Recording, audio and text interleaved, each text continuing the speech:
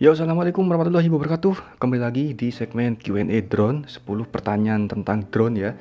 Kali ini kita masuk ke episode kelima. Kita langsung aja ke pertanyaan nomor 1 karena di sesi Q&A ini panjang sekali videonya ya, 10 menit lebih. Yuk langsung kita menuju ke pertanyaan nomor 1. Ini pertanyaan dari YouTube dari Febri 012. Bang, kalau drone harga 500 bagus nggak untuk pemula? Jawaban saya 500 itu bentar, kebutuhannya untuk apa dulu ya?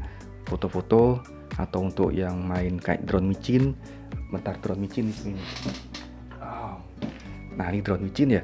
Jadi kalau kalian buat drone micin ini 500.000 kurang. Karena ini saya ngerakit habis sekitar 1 jutaan lah.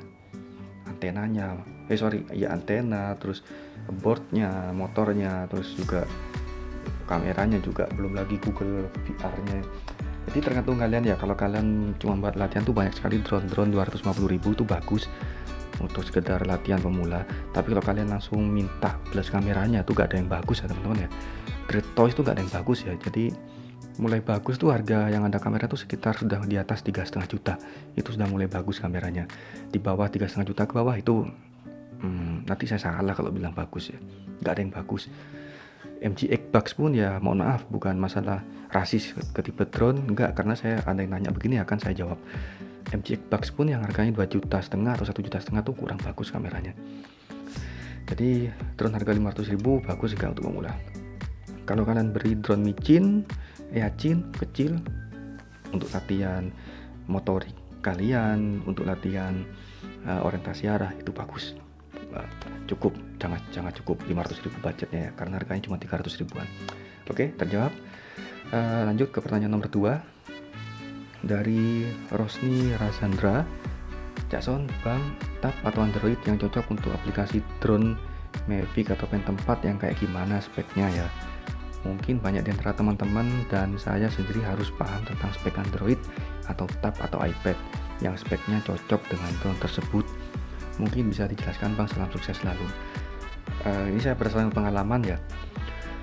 Pengalaman saya memang selama ini saya pernah nyoba dari tahun 2018 ke bawah, sebelum ada Android yang terbaru ya.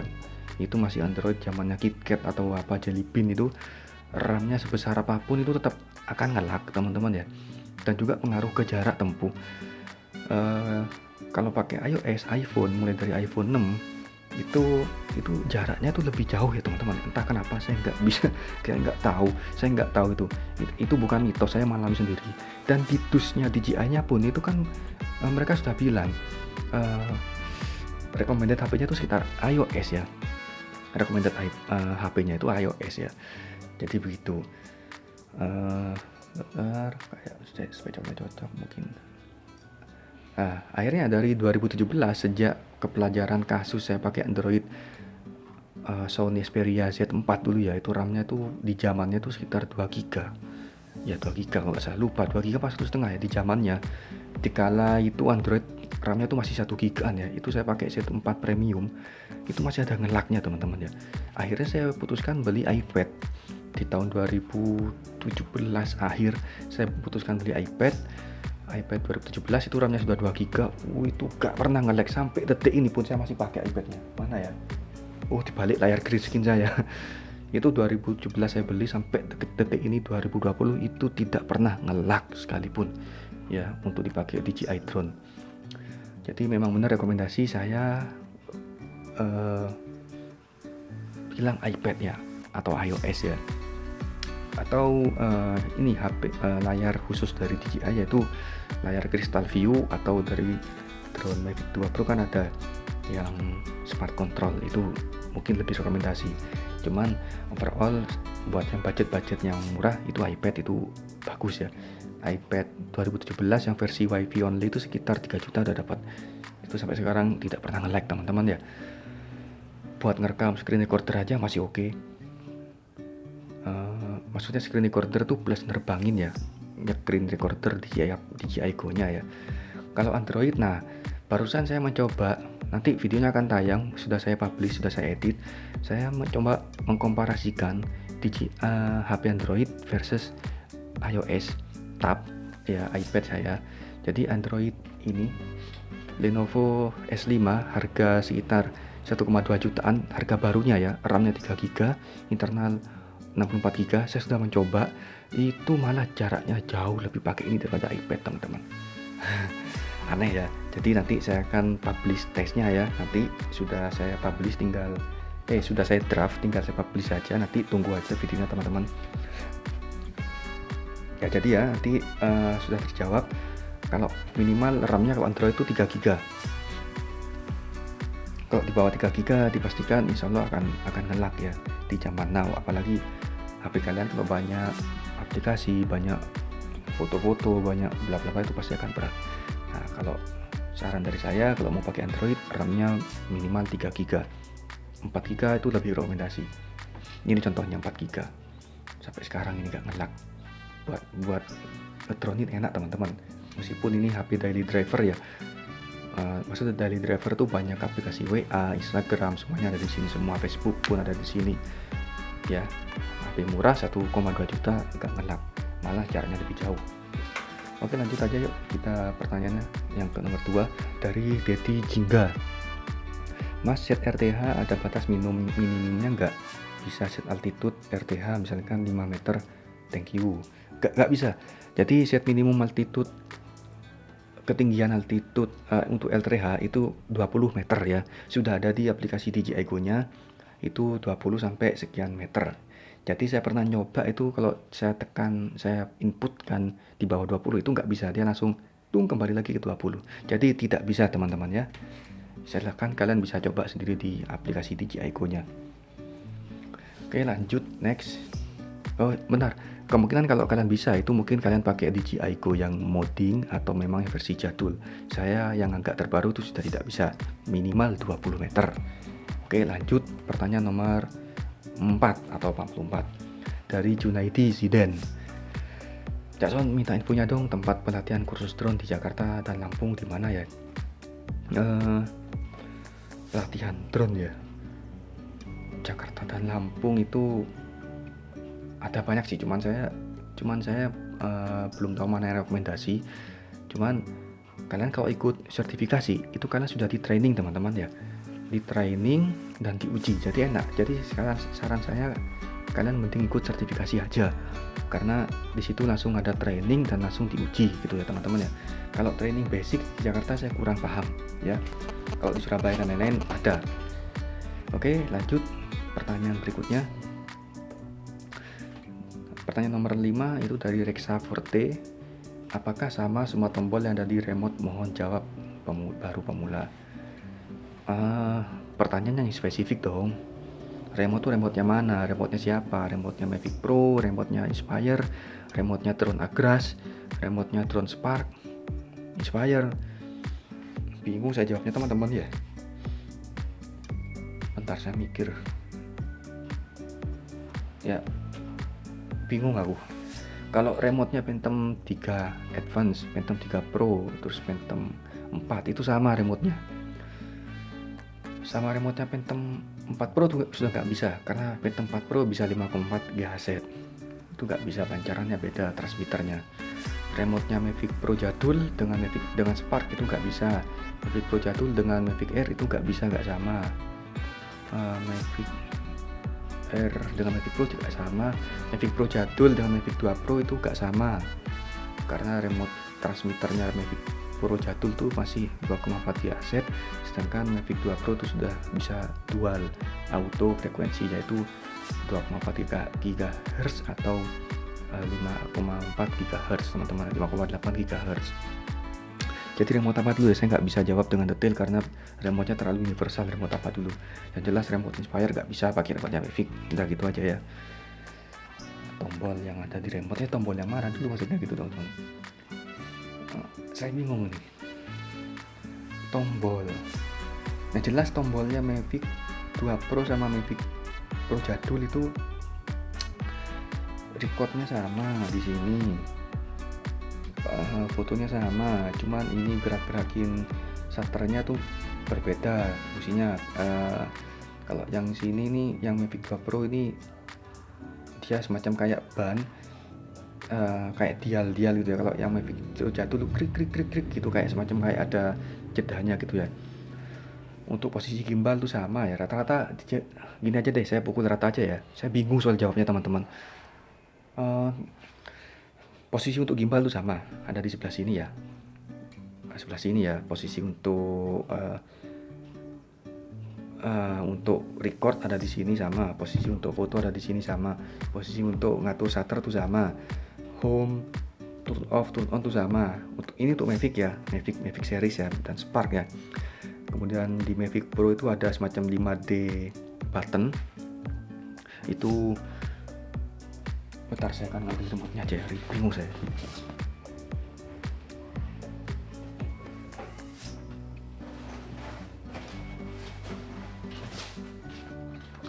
Nah, jadi gini teman-teman. Oke ya. Antenanya sama, terus saya ngadep sini aja deh. Ini tombol untuk record tuh sama antara Mavic 1, Mavic 2, terus Mavic Zoom, terus Phantom, cuma beda remote doang. Spark, Mavic Air tuh sama, ada di sini semua, record, foto. Terus kalau yang Mavic series ya, ada tombol powernya sama,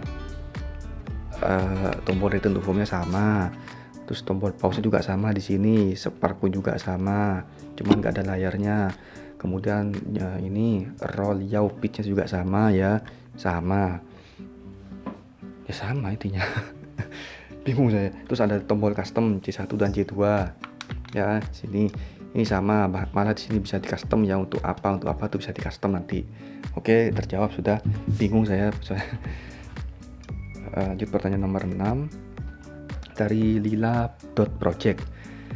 Sore Bang, mau nanya apakah kita bisa nerbangin drone sesuai dengan jalur yang kita inginkan. Misal kita input data GPX itu data GPS teman-teman, ke aplikasi sehingga lain jalur drone kelihatan di map. Terus apakah tidak ada data mungkin berupa GPX jejak dari drone setelah terbang? Mohon infonya Bang, terima kasih. Oke, saya akan jawab ecer ya, jawabnya eceran ya. Nah, apakah kita bisa nerbangin drone sesuai dengan jalur yang kita inginkan? Misalkan jalur input data, bisa.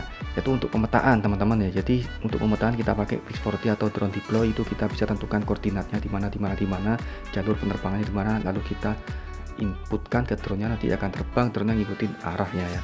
Ini sering dipakai untuk teman-teman yang mapping.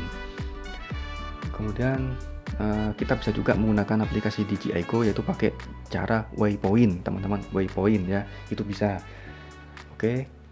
Kemudian apakah ada data mungkin berupa GPX jejak dari drone setelah drone terbang? Ada datanya, itu kita harus pakai website ya. Websitenya namanya airdata.com. Jadi gini teman-teman, kalau kalian, jadi gini, bentar, di drone itu ada memori internal ya, selain memory card kita untuk foto. Jadi di drone itu ada memori internal itu untuk menyimpan data penerbangan atau log penerbangan.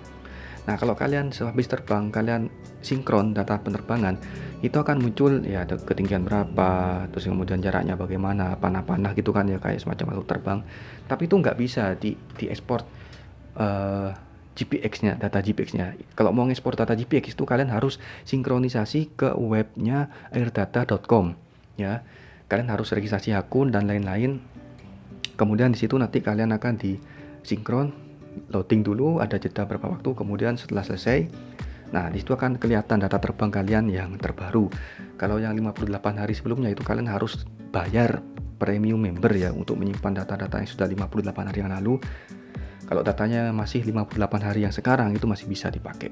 Nah, setelah kalian sinkronisasi, itu kalian akan ditampilkan data GPX-nya, kalian bisa ekspor via GSV ya. Soalnya saya sih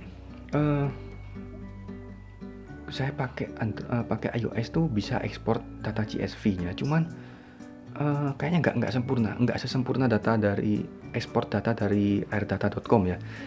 Nah, nanti di airdata.com kalian bisa ekspor data GSV, di situ akan terdata semua GPX-nya dan kalian bisa menampilkan mapnya, versi map ya, untuk kalian tampilkan di video, berupa video ya. Kalian butuh software lagi namanya dashcam, software dashcam ya namanya ya. Dashcam, dashware namanya ya. Nanti drone kalian videonya itu input juga data CSV-nya. Nanti di situ ada banyak macam-macam seperti tampilan gauge ya, seperti gauge-nya GoPro gauge, seperti kilometer speed-nya, altitude speed, terus kemudian ada peta. Nanti kalian sinkronisasikan di software dashware tersebut berdasarkan data JPEG yang sudah kalian ekspor dari airdata.com. Nah, baru nanti akan keluar seperti ya drone tapi ada petanya gitu ya teman-teman ya. Nah, itu bisa jadi seperti itu kurang lebih ya. Panjang sih penjelasannya sih kan, tapi gampang caranya kok. Oke, lanjut pertanyaan nomor 7 dari Agung Alisyabana. Drone-nya boleh saya beli kah? Boleh, kalau saya nanti akan jual. Karena kebetulan ya kalau saya nanti akan nambah unit baru, biasanya unit yang lama saya akan jual, atau kelebihan unit biasanya akan saya jual, atau mau ganti unit biasanya yang lama akan saya jual. Atau biasanya nanti ada teman-teman yang dijualin pasti akan saya jual gitu juga ya. Oke, langsung aja pertanyaan berikutnya. Pertanyaan nomor 8 dari Dipray. Cak, remote saya masa kebalik, throttle sebelah kanan, jadi buat naik atau turun entah kepencet apa, cara normalinya gimana ya Cak, mohon bantuannya buat pemula. Ganti aja di stick mode, jadi defaultnya ya itu ada di stick mode 2, udah ganti itu aja di pengaturan remote-nya, selesai, simple. Oke, sekarang di pertanyaan nomor 49 lanjut dari Rexi Pratama. Bang, kalau drone tiba-tiba landing itu penyebabnya apa? Ini terutama kasus baterai ya teman-teman ya, baterai paling banyak ya. Baterainya kalian tuh sudah tidak pernah lama dipakai, selnya drop atau pernah dicucus, itu landing tiba-tiba ya. Barusan tadi pagi atau kemarin ya di grup saya tuh ada yang mengalami hal serupa, tapi bukan penanya ini, dari teman saya pribadi yang nanya. Itu kasusnya baterainya drop teman-teman ya. Udah, kalau baterainya agak drop itu gini, belum tentu drop teman-teman ya. Kalau baterainya nggak drop itu bisa jadi drone-nya kalian tuh dalam masa discharge ya, discharging storage ya. Jadi di drone DJI itu kan ada fitur discharge baterai. Nah, kalau dalam masa discharge baterai terus kalian paksa terbangkan, itu tiba-tiba dia akan drop sendiri ya, dia akan turun. Nah, saran saya kalau kalian lama nggak pakai drone-nya, terus anget baterainya, terus kalian cek hidupin drone-nya, nanti ada status discharge level, discharge baterai, itu jangan dipakai, karena tiba-tiba akan mengalami hal seperti ini, dia akan landing tiba-tiba. Itu meskipun baterainya masih sehat ya. Oke, di pertanyaan terakhir, pertanyaan nomor 50 atau pertanyaan kelima di episode ke-5 ini, dari Faris Fitroni. Kalau GPS tiba-tiba hilang karena apa ya? Ada banyak sekali teman-teman ya. Yang pertama, GPS hilang tiba-tiba itu dari intervensi magnet sekitar. Itu biasanya akan berdampak langsung ke magnet error ya. Itu otomatis nanti GPS akan hilang. Yang kedua, ada lokasi namanya tuh dead GPS. Dead zone GPS itu saya pernah mengalami di Simpang 5 Semarang. Bukan Simpang 5 Semarang, di bundaran Simpang Tugu Muda Semarang, yaitu di depannya ada Lawang Sewu. Nah, itu memang angker banget. Bukan angker bahas masalah gaibnya teman-teman ya. Itu tiba-tiba drone yang terbang di sana itu langsung magnet error, langsung kompas error, terus kemudian langsung GPS-nya 0 dan langsung ATI mode. Itu banyak drone hilang di sana. Itu tiba-tiba hilang bisa karena terjadi dead zone ya. Yang ketiga, itu bisa jadi kena jammer, Anda kena jammer ya. Yang keempat, Anda terbangnya indoor, jadi memang GPS susah untuk masuk ya. Jadi ya saya ulang lagi, kasus GPS hilang itu karena apa? Yang pertama, karena terpapar magnet. Anda terbang di sekitar diesel atau permesinan, itu tiba-tiba GPS akan hilang, biasanya seperti itu, bergandengan dengan kompas error. Yang kedua, Anda terbang di daerah dead zone GPS, yang dimana itu anomali alam yang tidak bisa diprediksi, tiba-tiba GPS-nya jadi 0. Ini sudah fix terbukti, yaitu di atasnya Lawang Sewu. Saya sudah mengalami, dengan teman-teman saya sudah mengalami, bukan drone saya doang, banyak ya. Kalau nggak percaya, kalian silakan tanya ke drone Semarang, teman-teman drone Semarang. Yang ketiga, Anda kena jammer, langsung tiba-tiba putus sinyal dan ya langsung di jammer, langsung diambil alih. Yang keempat, Anda terbangnya di indoor. Ya, yang mana? Saya kurang paham. Silahkan cari sendiri kesamaan, kecocokan kasusnya. Oke, pertanyaan ke-10 udah selesai, atau pertanyaan ke-50 di episode 5 ini. Terima kasih buat yang udah berpartisipasi. Mohon maaf apabila jawaban dari saya tidak memuaskan Anda dan ada yang salah. Barangkali ada yang salah, silahkan tulis koreksi di bawah. Kita diskusi dengan sehat, bukan dengan mencaci maki. Terima kasih, kita berjumpa di episode ke-6. Masih ada banyak lagi pertanyaan berikutnya. Sampai jumpa. Assalamualaikum warahmatullahi wabarakatuh.